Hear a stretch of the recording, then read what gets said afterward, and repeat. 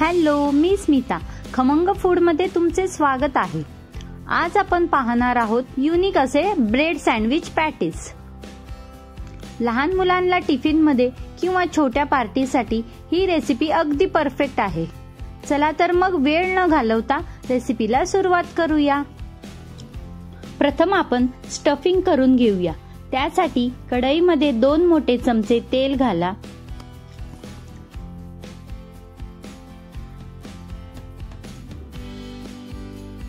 तेल छान असे गरम झाले की त्यात पाव चमचा मोहरी तडतडली की त्यात पाव चमचा जिरं, 5-6 कढीपत्त्याची पाने घालून याला परतून घ्यायचे आहे. गॅस कमीच ठेवायचा आहे.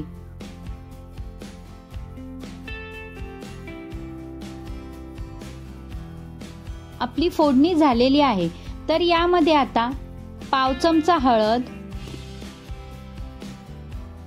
पाव चमचा मिरची पावडर घालून याला पुन्हा परतून घ्यायचे आहे.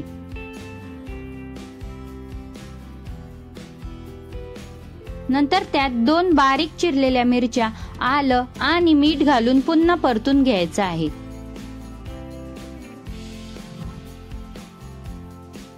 इथे मी 3 उकडलेले बटाटे घेतले आहे. बटाटे असे मॅश करून त्यात घालायचे आहे व नंतर बटाटे मिक्स करून घ्यायचे आहे. मिक्स करत असताना आपल्याला बटाटा चांगला मॅश करत राहायचे आहे. हे चांगले एकजीव करून घ्या. तर बटाटा आणि मसाले आपण चांगले एकत्र मिसळून घेतले आहे. बटाटा पण खूप चांगला मॅश झालेला आहे. यात वरून थोडी कोथिंबीर घालून गॅस बंद करून पुन्हा छान असे मिक्स करून घ्या आणि ही स्टफिंग पूर्णपणे थंड करून घेऊ. तर आपल्याला पॅटीस साठी लागणारी स्टफिंग तयार झालेली आहे. आता आपण हिरवी चटणी तयार करून घेऊ. तर चटणीसाठी मिक्सर जार मध्ये 3 मिरच्या, 2-3 लसणाच्या पाकळ्या, 1 इंच आल्याचे तुकडे, थोडी कोथिंबीर, पाव चमचा काळं मीठ, चवीनुसार मीठ घातलं आणि अगदी थोडंसं पाणी घालून याला वाटून घेऊया.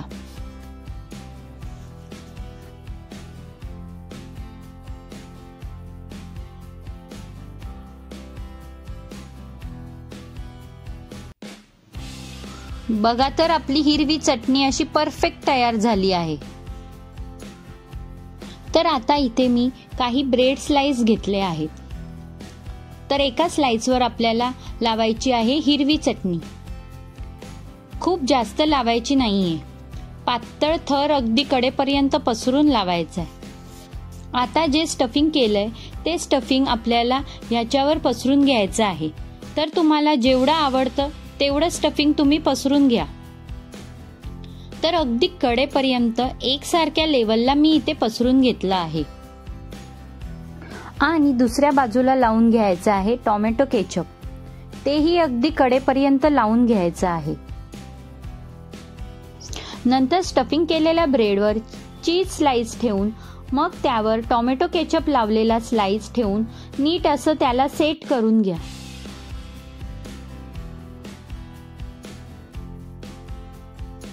आता हे असे दाखवल्याप्रमाणे कापून घ्यायचे आहे.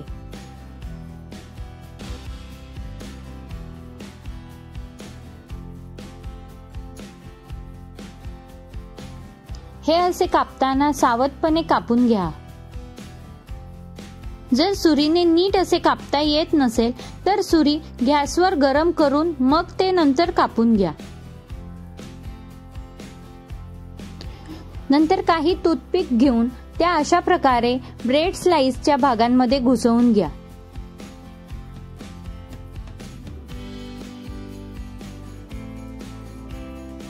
नंतर त्यातला एक भाग वर उचलून तो दुसऱ्या भागात देखील अशा प्रकारे घुसवून नीट असे अलगद वर उचलून घ्या. तुम्ही पाहू शकता किती छान असा कलरफुल सँडविच दिसत आहे. अशाच प्रकारे राहिलेले भाग देखील करून घेऊया. तुम्ही पाहू शकता आपले हे ब्रेड सँडविच तयार आहेत. आता वरचे जे कोटिंग असते बेसनाचे मिश्रण ते तयार करून घेऊया आणि मग लगेच सँडविच तळायला घेऊया. तर इथे आपण घेतले आहे एक बाउल, त्यावर चाळण ठेवून त्यात 1 कप बेसन चाळून घेऊया. बेसन आपलं नीट चाळून घेतलं आहे. त्यात पाव चमचा हळद, पाव चमचा लाल तिखट, चवीनुसार मीठ, पाव चमचा गरम मसाला घालून हे सर्व साहित्य एकजीव करून घ्यायचे आहे आणि थोडं थोडं पाणी घालून गुठळ्या होणार नाही असे मिक्स करून घ्यायचे आहे.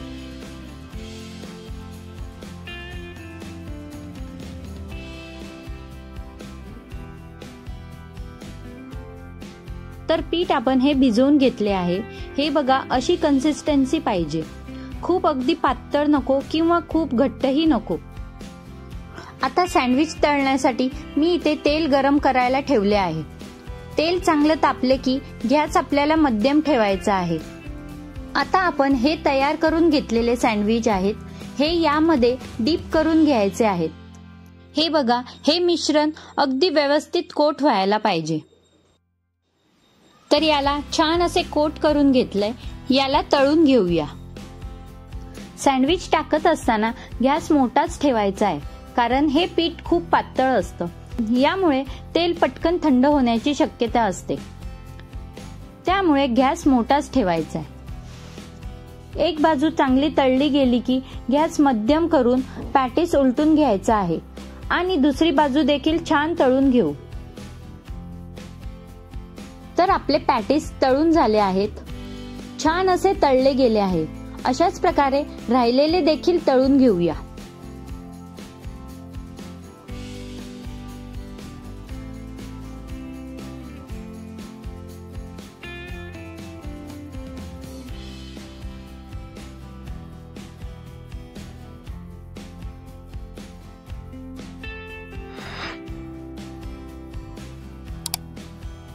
व्हिडिओ जर आवडला असेल तर लाईक, शेअर आणि सबस्क्राईब करायला विसरू नका. Thank you.